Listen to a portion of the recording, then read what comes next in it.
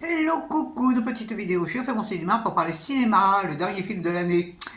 Et le dernier film de l'année, c'est le film qui a été réalisé par Joséphine Japy, qui raconte sa propre histoire. Et le film s'appelle Qui brille au combat, qui est la traduction du nom, du prénom de sa sœur Bertille. Ça veut dire qui brille au combat. Alors, je vous débriefe très vite fait l'histoire, qui est donc l'histoire réelle de cette réalisatrice qui a une jeune sœur qui a un qui est handicapée, qui a un déficit mental très grave et elle a 15 ans. Et les faits se déroulent alors que la sœur aînée, elle, en a 17. Donc on va assister à la vie de cette famille, puisqu'il y a le père, la mère et les deux filles qui vivent ensemble. Joséphine, elle va passer son bac sous peu. Et donc la vie de cette famille est extrêmement perturbée par cet enfant qui est très difficilement gérable, qui n'est pas agressive, mais qui crie, qui a des sautes d'humeur, un enfant qui est handicapé. Donc évidemment, ça crée des problèmes dans les relations familiales. Ça crée aussi des problèmes dans les relations extérieures, puisqu'on apprend que le père n'a jamais dit à son patron qu'il avait une deuxième fille qui était handicapée. Euh, il y a des visites chez le médecin, mais bon, en fait, on n'arrive pas à déceler d'où vient cette maladie dont souffre la jeune fille. Donc tout le film est basé sur l'histoire de cette famille et de leur souffrance par rapport au handicap de leur plus jeune fille. Qu'est-ce que j'ai pensé de ce film?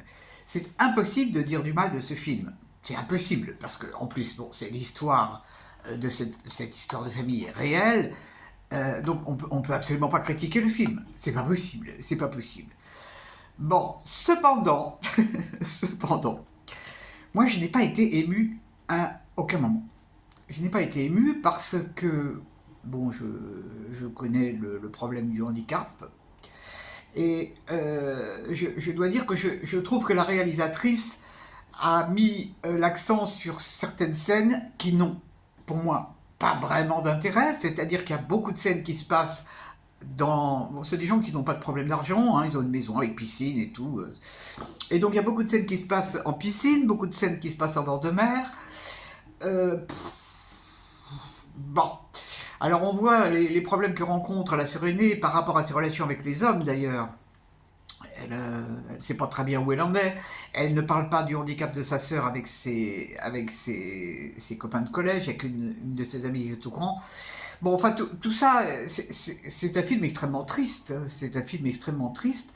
Mais la réalisatrice n'a, pour moi, pas réussi à vraiment nous toucher en dehors du basique, parce que la réalisation, pour moi, n'est pas excellente. Bon, c'est vrai, si on peut oser comparer au film d'Artus, petit truc en plus, qui était remarquable, remarquable, là, sur un sujet lourd comme le handicap mental, c'est pas simple de faire un film. Bon, ça a certainement fait beaucoup de bien à la réalisatrice, mais pour nous, ça nous fait pas du bien, hein. C'est sûr que...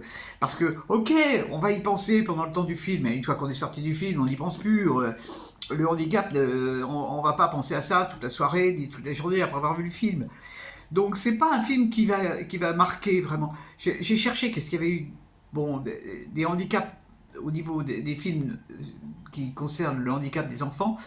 À part le petit truc en plus, je n'en vois pas. Il y a eu des films qui ont été faits sur les problèmes de handicap, mais pour des adultes. Mais bon, celui-là, bon, si ça lui a fait du bien, tant mieux. Euh, je pense qu'il faudra qu'elle fasse des efforts pour trouver un autre sujet que sa vie personnelle pour faire des réalisations. Voilà, voilà, donc c'était le dernier film de l'année, c'est pas le plus joyeux que j'ai trouvé, mais bon, ça m'intéressait, je voulais voir de quoi il s'agissait. Je trouvais que le titre était très beau, d'avoir traduit le prénom de la jeune fille par qui brille au combat. Bon, c'est vrai que l'idée est belle. Voilà, voilà, quoi, voilà, voilà. Bon, eh ben, c'est le dernier jour de l'année aussi. perso, je me la fais cool, tranquille chez moi, avec un chocolat chaud, et c'est tout. Et puis de la musique, parce que faire la fête à date fixe, c'est pas du tout mon truc. Ça n'a jamais été mon truc. J'ai jamais été réjoui par ces fêtes de fin d'année. Franchement, pour moi, ça m'apporte rien. Bon, mais si ça apporte, si ça fait plaisir aux autres, si, il y a un truc qui est très chouette, c'est que demain, il y a un grand concert, et le concert du Nouvel An, ça, je ne loupe jamais, parce que, en général, c'est super. Et ben, si vous faites la fête, je vous souhaite une bonne soirée, et je vous dis à l'année prochaine, pour parler cinéma ou autre.